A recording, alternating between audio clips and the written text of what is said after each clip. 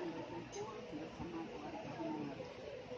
Selawat dan salam datang kepada Nabi besar kita Muhammad sallallahu alaihi wasallam beserta keluarganya dan sahabat-sahabatnya. Bak Bonyo kamu kaki melangkah dino sekarang dengan untuk kamu mengantar anak kamu kepada ibunya. Anak kamu alhamdulillah masih muda. Jadi kamu mohon ya ibunya bimbingan, pelajaran dan kasih sayang.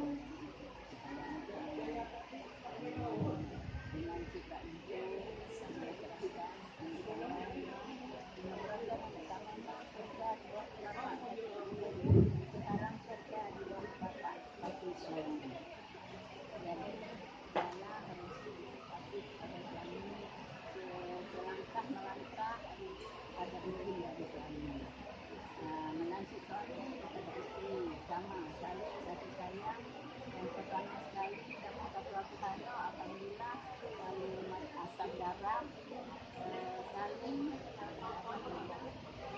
setia, saling menjemput dan saling percaya.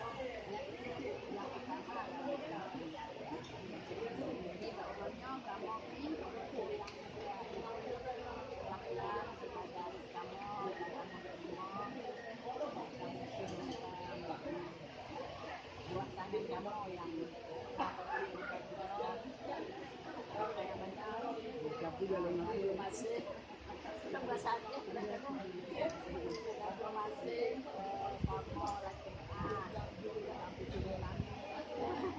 lewat mamanya kan jadi